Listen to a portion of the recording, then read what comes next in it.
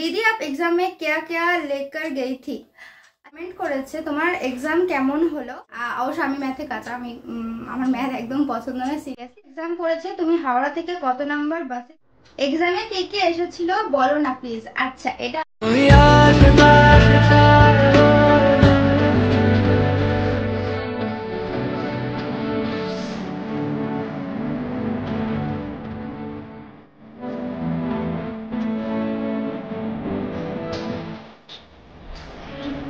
Hello guys, welcome back to my channel. So आज के আমি চলে এসেছি একটা কিউএনএ ভিডিও নিয়ে। আমি এমপিএস এক্সাম দিয়ে এসে একটা মিনি ব্লগ তোমাদের সাথে শেয়ার করেছিলাম।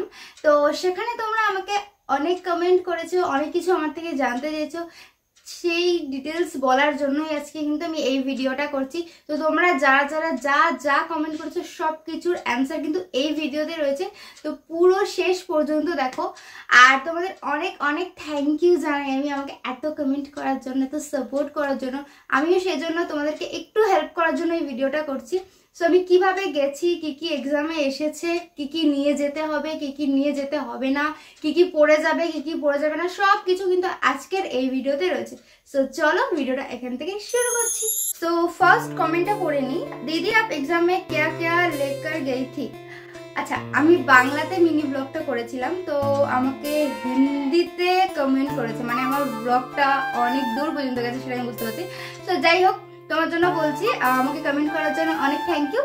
सो मैं एग्जाम में आधार कार्ड ले गई थी। एक्चुअली एक फोटो आइडेंटिटी प्रूफ लेना है, तो वो वोटर कार्ड हो सकता है, आधार कार्ड हो सकता है, पैन कार्ड हो सकता है।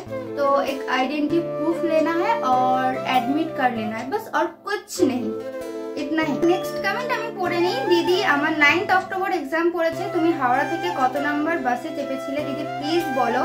আমার রিপোর্টিং টাইম পড়েছে 7:45 টু 8:30। ওকে, আমার রিপোর্টিং টাইম ছিল 11:15 থেকে 12:30। ঠিক আছে, আমার পড়েছিল 30 অক্টোবর, তোমরা জানো। আর তোমাকে প্রথমেই জানেন 9th অক্টোবর তোমার এক্সাম পড়েছে। সবার আগে অল দি বেস্ট তোমার জন্য অবশ্যই এই ভিডিওটা। আমি হাওড়া থেকে মানে হাওড়াতে নেমে 215A বাস ধরেছিলাম। 215A বাস সব সেক্টর 5 যায়। তো সেক্টর 5 টিসিএস একদম সামনেই নামিয়ে দেবে, জাস্ট একটু হাঁটতে হবে তোমাকে বাস থেকে নেমে। 215A বাস ধরে সোজা সেক্টর 5 চলে যাবে। মোটামুটি তোমার 1.5 থেকে 2 ঘন্টা টাইম লাগবে, যেহেতু তোমার পুজোর মধ্যে এক্সাম পড়েছে। তো আমি বলবো তুমি একটু আগেই বেরোবে, যেহেতু সকালে পড়েছে। আমি পুজোর এত আগে গেছি, তাতে আমি কত জ্যামের মধ্যে আটকে পড়েছি। তোমাকে আমি সাজেস্ট করবো যে তুমি অনেকটা আগেই বেরিও বাড়ির থেকে, যাতে তোমার কোনো সমস্যা না হয়। আর রিপোর্টিং টাইম 7:45 বলেছে, মানে কিন্তু তোমাকে মোটামুটি 7:30টার মধ্যে কিন্তু ওখানে জমে যেতে হবে। ঠিক আছে, এইটুকু তোমাকে আমি সাজেস্ট করতে পারি। আর তোমাকে জানাই অল দ্য বেস্ট এক্সামের জন্য। তো ভালো মতো এক্সাম দিও। ওকে, নেক্সট আমাকে কমেন্ট করেছে তোমার এক্সাম কেমন হলো। আমার 5-11 তারিখ। আচ্ছা 5-11 মানে 5th নভেম্বর। বহু দেরি তোমার এক্সামে, তো ভালো মতো প্রিপারেশন নাও এখন থেকে। আর আমার এক্সাম ভালো হয়েছে, মানে ভালো হয়েছে মানে কি, মানে ভালো। চলো নেক্সট কমেন্ট পড়ে নিই। এক্সামে কে এসেছিল বলো না প্লিজ। আচ্ছা এটা হচ্ছে সব থেকে ইম্পর্টেন্ট, যেটা তোমাদের অনেক অনেক কাজে লাগবে।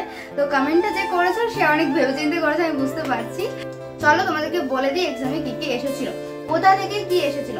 হ্যাঁ, প্রথমে ছিল ধরো তোমার জিআই মানে রিজনিং, আর তারপরে ছিল ম্যাথামেটিক্স। এই দুটো ছিল ফার্স্ট, দিয়েছিল 44 মিনিট।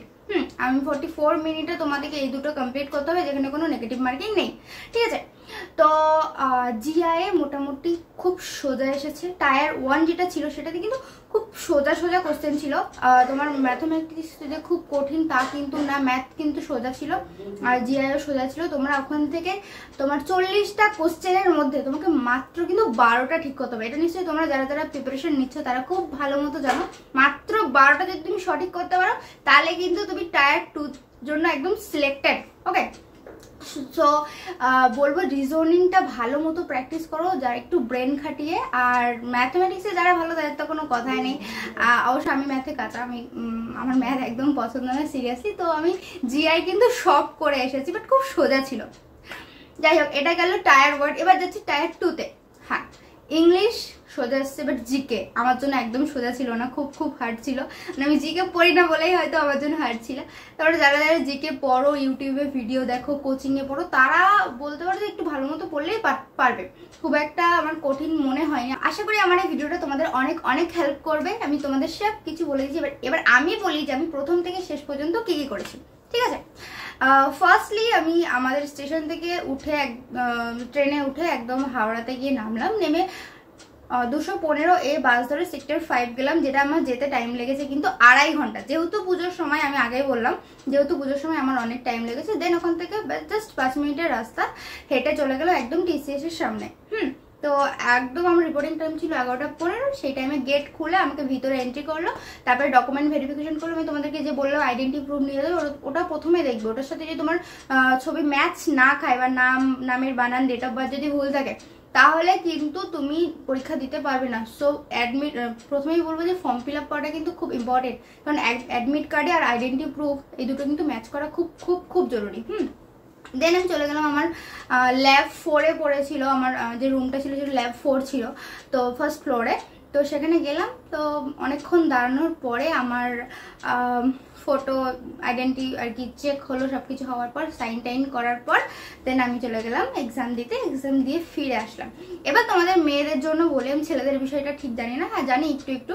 তো মেয়েদের বলি যেটা যেটা করতে হবে। প্রথমত তোমরা কোনো মেটেরিয়াল নিয়ে যাবে না সাথে, I mean earrings, nose pin নিয়ে যাবে না। নোজ পিন বা ইয়াররিংস যদি থাকে তাহলে কিন্তু টেপ মেরে দেবে। এবার টেপ মেরে দিয়ে পরীক্ষা দিতে কিন্তু খুব খুব অসুবিধা হয়। তো আমি তোমাদের সাজেস্ট করবো এগুলো না পরে যাওয়াই ভালো, ঠিক আছে। তুমি কোনো রকম বুট পরে যাবে না, এমনি নর্মাল জুতো পরে যেতে পারো, ঠিক আছে।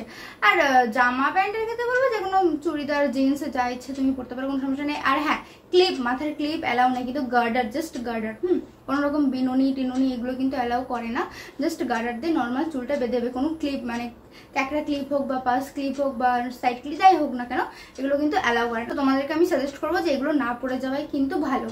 কোনো রূপোর চেন, ধাগা, মাদুলি এগুলো কিন্তু একদম অ্যালাউ করে না মেয়েদের জন্য বলছে। ছেলেদের জন্য বলছি যেটা, সেটা হচ্ছে গিয়ে তোমরা বুট পরে যেও না। প্রথমত বলবো নর্মাল ক্যাচার জুতো পরে যেতে পারো, বুট পরে যেও না। আর বেল্ট কিন্তু অ্যালাউ নেই, ঠিক আছে। আমি এইটুকুই জানি। আর কোনো রকম ওয়াচ কিন্তু একদমই অ্যালাউ নেই, ওয়াচ তো ওরা অ্যালাউ করবে না। আর ভিতরে কিচ্ছু নিয়ে যাওয়া হয় না, জাস্ট ওই অ্যাডমিট কার্ড, একটা আইডেন্টি প্রুফ, ব্যাস, আর কিচ্ছু না। এইগুলো তোমাদেরকে বলে দিলাম, অনেকে জানো না। আমি জানি আমার এই ভিডিওটার জন্য তোমাদের অনেকটা হেল্প হবে। তো সোটারা দেখা হবে নেক্সট ভিডিওতে। আর যদি কোনো কোশ্চেন থাকে অবশ্যই কিন্তু আমাকে কমেন্ট করো, আমি নিশ্চয়ই রিপ্লাই দেবো তোমাদেরকে। So by.